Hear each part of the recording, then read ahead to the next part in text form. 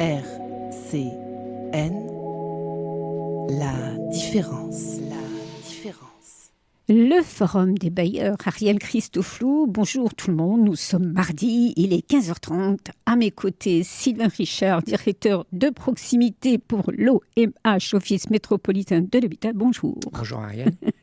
À tes côtés, Sandrine Valette, responsable du service d'état des lieux. Donc aujourd'hui, ça rigole pas.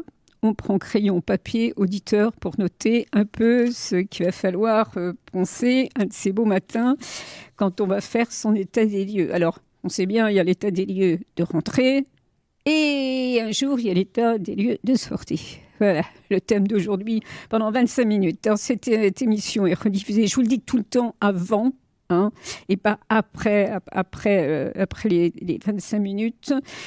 L'émission est rediffusée le vendredi à 11h30 et le lundi à 7h30. Voilà, comme ça, vous ne pouvez pas les louper. Alors, l'état des lieux de sortie, donc, c'est dans le contrat de location. C'est bien ça, Frédéric Sylvain, pardon. Je vois Frédéric, le président. Tout à fait, ça fait partie des choses qui sont obligatoires une fois qu'on a signé son bail de location. Donc, quand on prend possession de son logement, on fait un état des lieux d'entrée. Ouais. Quand on souhaite quitter son logement, on donne son préavis qui peut aller de 1 mois à 3 mois. Et on fait un état des lieux de sortie. Donc, ce qu'on va regarder, c'est qu'il faut que le locataire nous rende le logement dans le même état qu'il l'a trouvé, et voilà. Vétusté déduite. C'est-à-dire que voilà, c'est les papiers peints qui jaunissent un petit peu. Enfin voilà, c'est l'usure normale des équipements et des revêtements. Mm-hmm. Donc ça ne fait pas partie des charges qu'on va pouvoir imputer au locataire. Mais le locataire doit l'entretien courant de son logement. Donc c'est-à-dire que si il a cassé on peut prendre par exemple, il casse une porte ou ne serait-ce qu'une manivelle de volet roulant. Ouais. Il doit remplacer cet équipement. Sinon, même une planche de porte, oui. Oui, c'est tous les petits travaux. Les petits travaux d'entretien font partie des charges locatives. Donc si ces travaux ne sont pas réalisés pendant l'occupation du logement, à l'état des lieux de sortie, malheureusement, on va devoir le facturer au locataire. Bien sûr. Donc sur le contrat, tout c'est bien spécifié. Il suffit de le lire, bien sûr. Alors, ça fait partie des textes de loi. Ouais. Donc, par rapport aux charges locatives. Et puis, effectivement, dans le contrat de bail, c'est rappelé. On a fait un document qui est disponible sur le site internet, donc, qui s'appelle... je ne pourrais pas te le dire. Je n'ai pas eu la curiosité d'y aller. Je vais vous redire le nom. Oui. Voilà, c'est le guide pratique d'entretien du logement qui reprend qui fait quoi.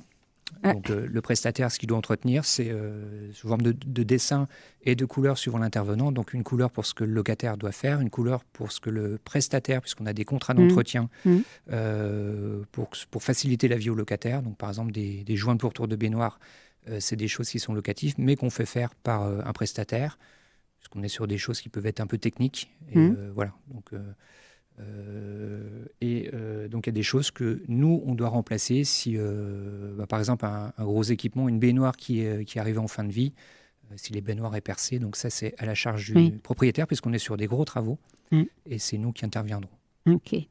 Alors, l'état de sortie, l'état de rentrée, l'état de sortie, c'est un fonctionnement spécifique, pas qu'au bailleur, bien sûr, mais en tant que bailleur social, vous ne travaillez peut-être pas tout à fait comme pourrait travailler un agent immobilier ou un propriétaire de son appartement. C'est autre chose. Mais est-ce que ces lois sont quand même appliquées quand même ?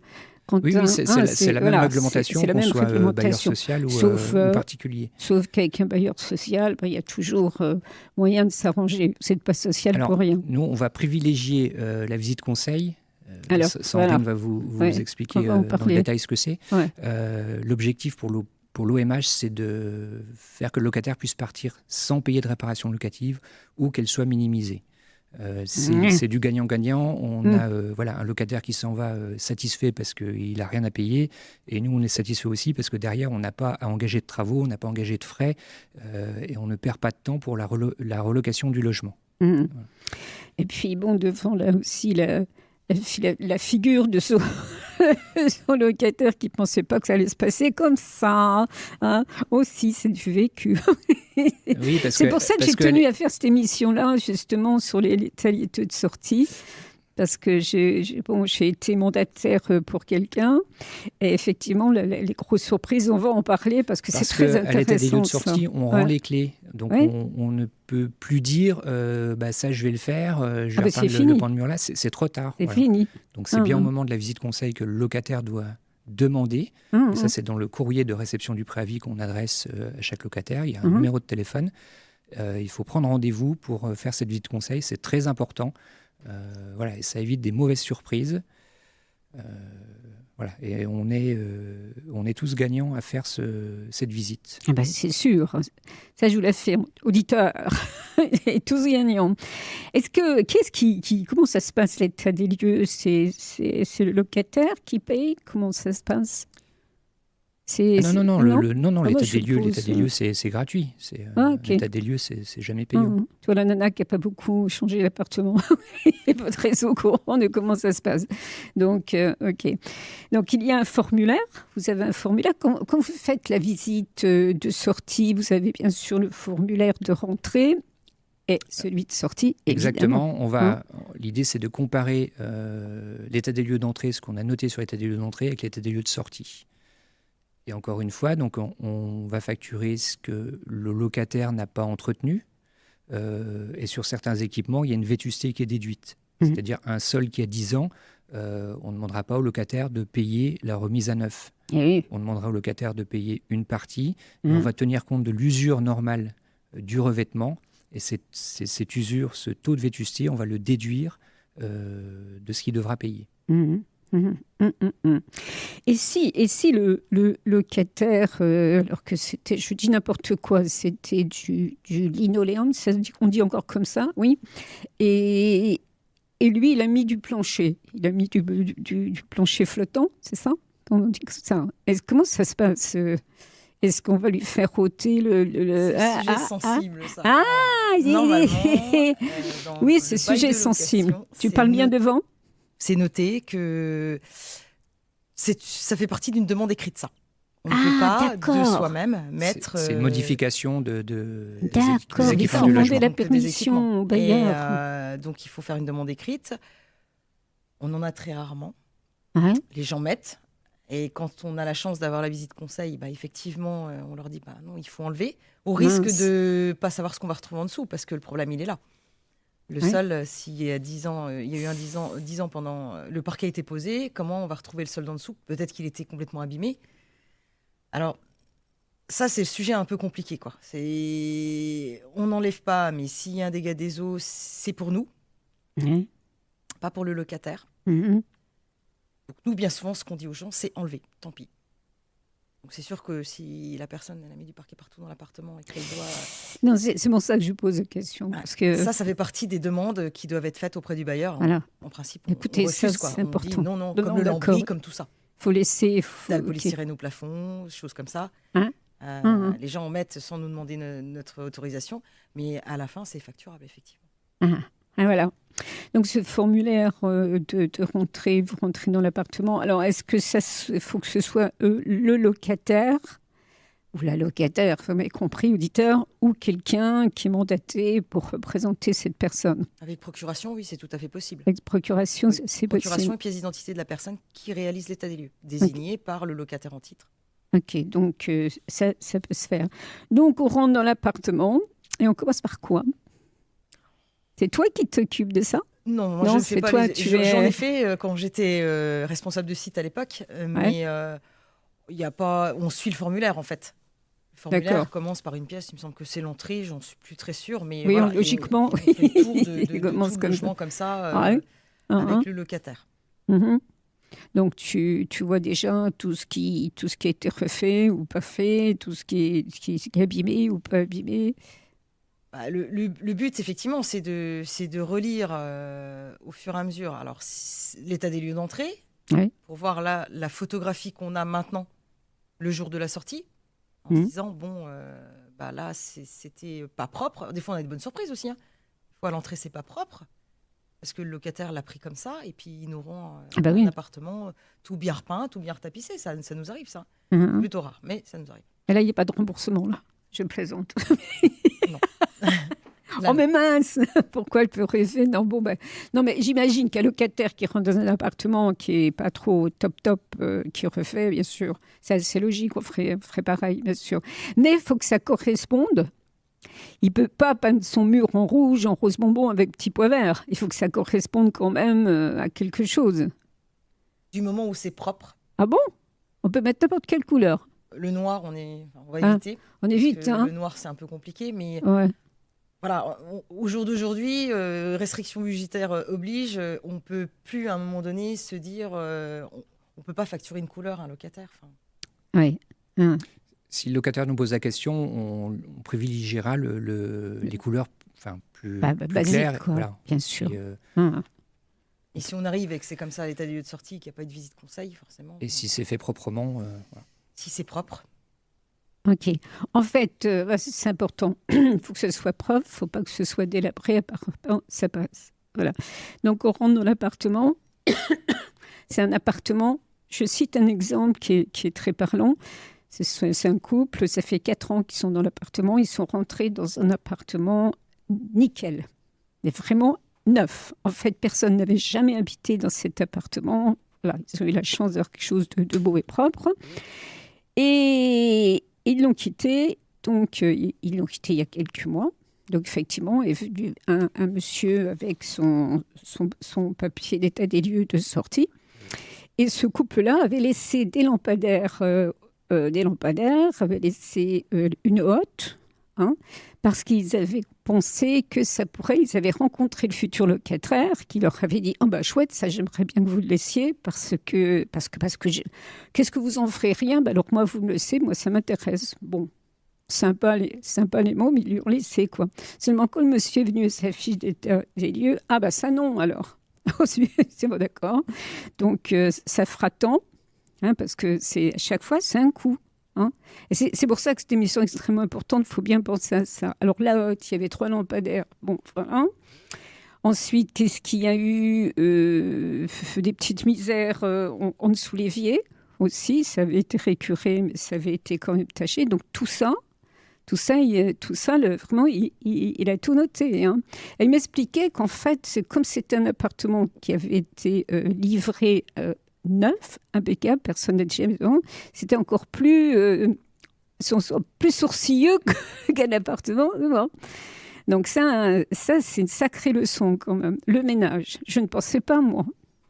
Je ne pensais pas, alors que ça aurait. Après, c'est le bailleur qui prend en compte tout ça, qui va demander à hommes ou femmes de ménage de venir nettoyer. Juste là, juste une vitre qui était la vitre de la baignoire, de la salle de bain.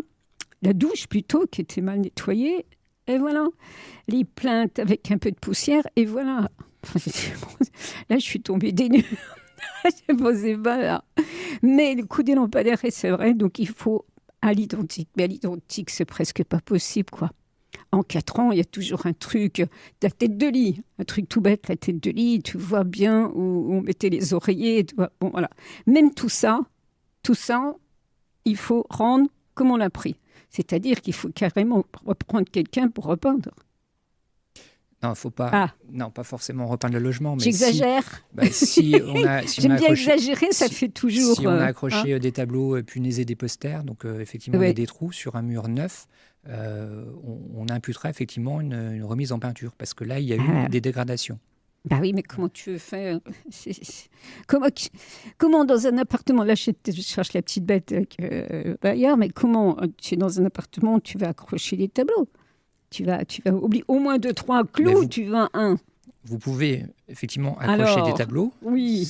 Sauf qu'au moment de la sortie, il faudra rendre le logement dans l'état où vous l'avez eu. Non, mais comment tu fais? Tu rebouches les trous?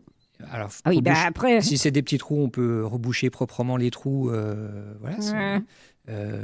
Sinon, il faut repeindre ou retapisser le pan de mur. Mais t'arrives jamais à repeindre pareil, retapisser pareil, c'est pas possible. C'est pour ça qu'il faut réfléchir par pan de mur. Donc on ne peut pas faire un raccord de peinture, ça marche pas, ça se verra toujours. Donc voilà. Donc on accepte que les pans de mur ne soient pas de la même couleur, mais voilà.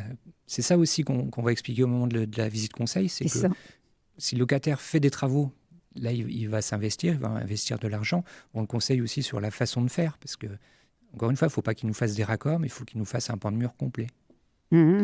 Et souvent, comment ça se passe? Sinon, le locataire, il serait intervenu, il aura fait des raccords et on va quand même lui imputer la prestation. Alors, c'est pas la peine. Donc, on est vraiment là pour conseiller. Et donc, la visite conseil permet d'anticiper l'état des lieux, effectivement. Donc, la personne, avant de déménager, c'est déjà combien... Enfin, bah oui, mais c'est difficile de faire une visite conseil quand il y a encore des meubles. Alors, elle se fait en milieu meublé. Donc, tu parles bien devant ton passé. Elle se fait en milieu meublé, la visite conseil, sous réserve. Quand les gens vont enlever les meubles, il y a des choses qu'on peut ne pas avoir vues. Ça, c'est marqué sur le formulaire, de toute façon. Okay. Le but, c'est... Les gens, en règle générale, savent où il y a un problème sur le logement. Donc, le but, c'est pas de le cacher. C'est de ne pas laisser le canapé devant exprès pour ne pas qu'on voit. C'est justement de retirer un peu le canapé pour dire, là, j'ai eu un souci. Et là, on va lui conseiller de repeindre ou de reboucher le trou. Voilà. Ou après, c'est une toute autre cause. Voilà, c'est peut-être pas forcément de sa faute à lui. Et là, on saura lui dire, écoutez, laissez comme ça, parce que là, c'est pas de votre fait, c'est une remontée capillaire ou un truc comme ça. Ou alors là, c'est de votre fait, il va falloir refaire. Mais le but, c'est de montrer le maximum de choses. Mais ça se fait en milieu meublé. Donc ça, il n'y a pas de souci là-dessus. Okay. Donc la visite conseil, on a eu... on a essayé plusieurs méthodes. La première méthode, c'était d'envoyer avec l'accusé de congé, du préavis, de dire, voilà, il y avait une phrase qui disait « Appelez-nous pour prendre une visite conseil, partez de votre logement sereinement ». On a essayé de trouver des mots un peu... apaisants. Voilà. On s'est rendu compte que ça fonctionnait, mais bon, c'était pas non plus... Les gens n'appelaient pas systématiquement. Oui. Après, à un moment donné, je me suis dit, il y a des secteurs sur lesquels ça vaut le coup de faire une visite conseil parce qu'on sait qu'il va y avoir une grosse réparation locative à la suite. Donc, quand on avait des plannings qui nous le permettaient déjà, et puis du temps, on appelait les gens. Et on vendait la visite conseil en expliquant ce que c'était. On arrivait relativement bien à la vendre parce que les gens, en fait, n'appelaient pas tout simplement parce qu'ils lisaient pas le courrier. Donc, on est passé par cette phase-là, mais ça représente quand même... beaucoup de travail de faire tout ça, parce qu'après, il y a des confirmations derrière qui doivent partir. Donc là, on est reparti sur une autre phase d'études où on impose la visite conseil. Okay. Donc, un état des lieux de sortie de programmé, une visite conseil, et tout est sur le même courrier. D'accord. Ça marche pas trop mal. Le seul souci, c'est qu'on a effectivement des rendez-vous, des gens qui sont absents au rendez-vous. C'est ça. Soit ils n'ont pas lu, soit... Ils n'ont pas pu se libérer, ils n'ont pas rappelé. C'est le cas de ce jeune couple qui n'a pas du tout lu ça, quoi. Toujours pressé, on lit pas, et puis badaboum. Et donc le but de la visite conseil, c'est d'arriver sur place, d'expliquer au locataire par rapport à son entrée ce qu'il a à faire comme travaux, ce qui est de son ressort. Et elle est chiffrée, cette visite conseil. Oui, c'est exact. Si vous ne faites pas ça, ça vous coûtera tant. C'est ça. Donc ils en ont conscience. Ah oui, après, voilà, chacun fait après avec ça, en se disant... soit ça va me coûter 380 €, c'est ma caution, je suis prête à la laisser tomber. On a ça aussi comme réflexion, où il y a des gens qui se disent non, moi je veux récupérer ma caution et je veux refaire les choses comme il faut. On a eu aussi un cas très... Ça est arrivé qu'une fois, où on a fait sur une construction neuve, justement, une visite conseil. Et la personne, voyant l'ampleur de tout ce qu'il avait à refaire et combien ça allait lui coûter, a carrément annulé son préavis. Et est parti 1 an après, le temps de refaire tous les travaux. Bon sang. Donc, au moins, ça lui a évité de débourser trop d'argent, parce que, je ne sais pas, il devait être en état 3 000 ou 4 000, quoi. Hein, donc, ça fait beaucoup. Là, du coup, ça a été intéressant pour lui. Mais c'est des petites choses toutes bêtes, en fait. Pense à enlever un bâton de WC, parce que la bâton de WC, s'il n'est pas enlevé... Voilà. Voilà. N'ayons pas pensé non plus à ça. Nous, on va demander à quelqu'un de l'enlever. Oui, je sais. Donc, tringle à rideau. Et justement, le piège, par rapport à ce que vous disiez tout à l'heure, c'est quand l'ancien locataire rencontre le futur. Et là, il y a des petites choses qui se passent entre eux, ils se mettent d'accord sur pas mal de choses. Sauf que lui, le locataire sortant veut être sympa avec le futur locataire en se disant je laisse tout ça, et puis comme ça va lui resservir. Mais non. En fait, on peut faire ça, mais on enlève les choses, on enlève le lustre, on enlève la hotte, on la donne au futur locataire qui, lui, quand il rentrera dans le logement, remettra ça en place. C'est ça. Parce qu'autrement, je dis n'importe quoi, la hotte est mal fixée. Elle tombe sur le nouveau locataire qui a fixé la hotte. Mais nous, on a fait un état des lieux d'entrée avec une hotte, donc on est responsable. Exact. Après, la hotte tombe en panne. Ah bah oui, mais moi j'avais une hotte quand j'ai pris l'appartement. Donc je veux que vous me rachetiez une hotte. Donc c'est tout ça en fait, c'est de la logique. Faut juste réfléchir plus loin et se dire, ce que je n'enlève pas, il y a forcément quelqu'un qui va le faire, et donc ça va générer un coût. Et au niveau de meubles accrochés, de choses comme ça, la sécurité, est-ce que ça a bien été accroché? C'est des choses auxquelles on ne pense pas, effectivement. Alors, les travaux, alors, il y a des travaux à prévoir. C'est déduit sur... il y a un dépôt de garantie. Comment ça se passe quand on loue chez un bailleur? Alors, il n'y a pas de caution. S'il y a caution et dépôt de garantie. Une caution au dépôt de garantie. Donc, qui correspond à un mois de loyer. Et dans le mois qui suit l'état des lieux de sortie, il y a un solde de tout compte qui est réalisé. Donc on va soit rembourser au locataire si tout va la caution ou partie de la caution, soit si il y a des régularisations de charges ou effectivement des réparations locatives, des fois ça peut aller au-delà de la caution, auquel cas on lui réclamera de l'argent. Est-ce que ça peut s'entendre à l'amiable, cette histoire-là, avec le bailleur pour le paiement? Si, mettons, il y a vraiment, je ne sais pas, beaucoup, on va dire n'importe quoi, 500 €, tiens. On a un service mission sociale qui est à l'écoute des locataires, y compris des locataires qui sont sortis du parc. Et on va étudier avec ces personnes la façon dont ils peuvent régler et échelonner le montant de la facturation. Alors, l'auditeur est en train de penser, tiens, ça fait 4 ans qu'ils sont dans l'appartement, il n'y a pas état de vestuté au bout de 4 ans. Alors, ça dépend. Alors, il faut savoir qu'on a une grille de vétusté. Cette grille, elle est disponible sur le site de l'OMH, dans la partie « Je suis locataire », où il y a tout un tas de documents, et notamment ce qui se passe au niveau du conseil de concertation locative. Le conseil de concertation locative, c'est des réunions qui se font entre le bailleur et les représentants de locataires qui ont été élus par les locataires. Donc, chez nous, c'est des représentants de la CLCV et de l'association Ali, affiliée à la CGL. Et ce conseil a notamment signé et validé la grille des taux de vétusté. Donc, sur cette grille, on retrouve les durées de vie des équipements et on retrouve la franchise. Alors, si je prends par exemple des revêtements de sol, la durée de vie, c'est 15 ans. Donc, au bout de 15 ans, le bailleur ne peut plus réclamer d'argent pour remplacer le revêtement de sol, sauf s'il était dégradé volontairement. Oui, bien sûr. Si le locataire a déchiré le revêtement de sol, si on n'est plus sur un usage normal, on réclamera le coût du remplacement. Donc, le revêtement de sol, c'est une durée de vie 15 ans. Et pendant 5 ans, on a une franchise. Donc, pendant 5 ans, si il n'a pas été entretenu ou dégradé, on demandera le coût de la remise à neuf. Et pendant les 10 années qui restent, il va y avoir un dégrèvement. Donc, par exemple, si je prends la 7e année, on ne réclamera que 82% du prix de remplacement au locataire. Si on prend les revêtements muraux, donc les papiers peints, pendant 2 ans, c'est la valeur à neuf. Et au bout de 12 ans, donc au bout de la 13e année, on ne peut plus réclamer de réparation locative au locataire. Voilà, donc cette grille, elle est sur le site internet. Chaque locataire peut la visualiser.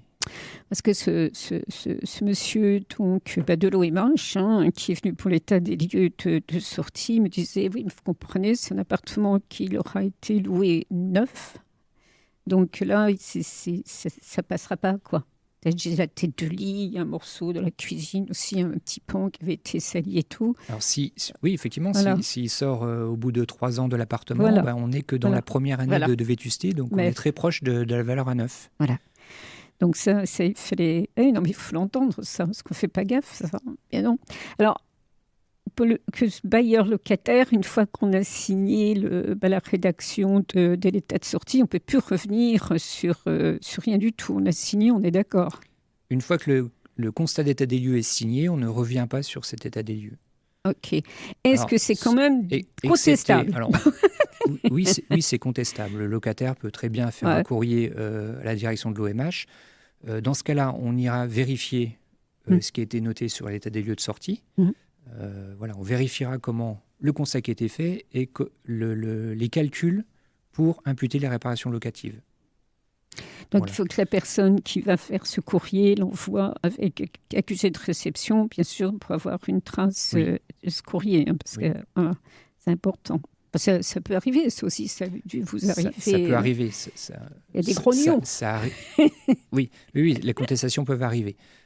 Après, c'est quand même des gens qui font ça toute la journée, les états des lieux de sortie, qui ont été formés pour, qui ont vraiment, qui sont professionnels. Je ne dis pas qu'une erreur n'arrive jamais, mais ce sera vraiment exceptionnel quand on ira contrôler de trouver quelque chose qui était mal imputé, quoi. D'où l'intérêt du pré-état des lieux et de la visite conseil, parce que effectivement là, ça évite tout ces désagréments. Puis cette incompréhension des fois entre les deux parties, parce que la propreté, par exemple, le nettoyage. Et moi, je m'attendais pas à ça du tout. Et puis on n'a pas tous la même vision. On va aller dans un endroit, on va dire là c'est propre, et quelqu'un d'autre va venir, va dire là non, c'est pas propre. Non, mais c'est ça qui m'a surpris, parce que moi j'ai fait état des lieux, alors que je n'habitais pas dans cet appart, encore une fois, je l'ai fait pour dépanner un petit couple qui ne pouvait pas être là. Et comme je suis là de la famille du couple, donc j'y suis allée.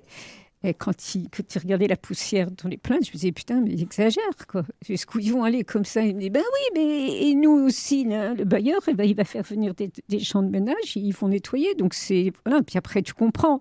Mais sur le coup, tu comprends pas. Tu dis, quelle histoire, les lampadaires, il la laisse tranquille, et voilà.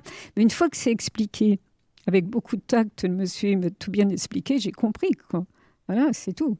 Et d'où cette émission. J'ai voulu vraiment la faire, parce qu'il faut que ce que j'ai vu là, ce que j'ai entendu, serve aussi au futur, aux locataires et au futur, quoi. Rendre l'appartement autant que possible à l'identique. Alors, s'il y a vraiment, alors là, je pousse, s'il y a vraiment litige, alors ça, j'ai vu ça sur Internet. Solution au litige, faire appel à la commission départementale de conciliation. De cette instance vise à accompagner le bailleur et le locataire. Alors, ça n'en finit plus. Là. On est devant le juge et puis ça y est, on chamaille. C'est assez rare, ça, quand même. La première chose, effectivement, c'est de nous faire un courrier. On fera une deuxième vérification. Voilà. Si jamais le locataire n'est pas satisfait de la réponse, qu'il estime qu'il a été lésé, il a la possibilité de saisir le médiateur. Et les coordonnées du médiateur sont sur le site internet de l'OMH. Donc, il a aussi cette possibilité. Voilà. Enfin bon, ça doit être rare quand même qu'on arrive devant un juge pour partager ces litiges-là, quoi, franchement. Surtout que le locataire, franchement, de toute façon, les payeurs sociaux, ils ne s'aventurent pas. Ils respectent la loi. Et quand on vous envoie des papiers, faut lire le contrat, il faut lire. Donc, ça doit être extrêmement rare que le locataire... on lui dise pas, écoutez, monsieur, ça va comme ça, quoi. On va pas se fâcher, mais quand même, quoi. Surtout que si vraiment, encore une fois, il y a litige ou pas litige, s'il y a remboursement, tu l'as dit tout à l'heure, Sylvain Richard, directeur de proximité, Sandrine Valette, responsable de service d'état de côté des lieux, qu'on peut s'arranger pour les délais de paiement. On n'est pas des brutes, n'est-ce pas? On est des bailleurs sociaux. Mais c'est intéressant. C'est intéressant, moi qui je suis jamais passée par un bailleur pour avoir un appartement, alors qu'un locataire avec un propriétaire, c'est encore différent. Tu t'arranges différemment. Mais bon, après, si tu fous l'appartement en l'air aussi, c'est pareil. Oui, de toute façon. C'est sûr. Mais donc, bien lire son contrat. Encore une fois, quand on veut partir, faire une visite conseil qui permet d'anticiper l'état des lieux. Tu l'as dit, Sandrine. Et puis, on fait en sorte qu'on puisse rendre l'appartement pas trop mal, quoi, parce que toujours, c'est pas facile. Parce que repeindre, c'est bien beau. Repeindre, mais tout le monde n'est pas peintre. C'est-à-dire que tu vas faire des bavures, réponds, ça va être encore pire. Hein? Je pense maintenant, j'anticipe maintenant, voilà. Là. Ça fera partie de l'échange et de la discussion au moment de la visite conseil, parce que voilà, si le locataire nous dit moi je ne sais pas faire, je ne suis pas à l'aise, oui, hein. On va prioriser le nettoyage. Voilà, on va essayer de sentir ce que le locataire est capable de faire pour minimiser la facture. Ah oui, bien sûr. Et s'il n'a pas... Et tiens, état des lieux, on peut prendre le chiffon, puis tout de suite... on nettoie les plaintes, ça peut se faire, là. Ça y est, j'ai nettoyé. Oui, ça peut faire. Si c'est juste une petite trace, on peut encore le faire au moment de l'état des lieux, mais généralement, c'est pas ça. Oui, c'est pas ça, non. Je triche. Alors, juste un complément d'information. On est en train de passer sur des états des lieux numérisés. Donc, nos chargés d'état des lieux sont munis de tablettes numériques.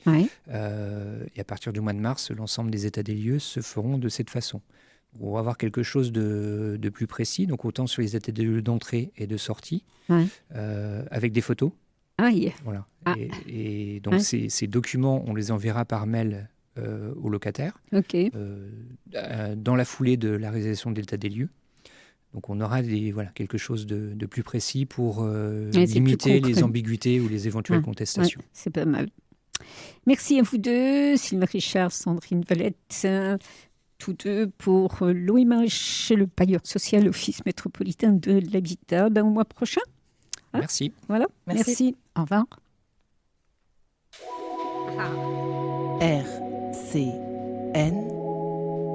la différence. La différence.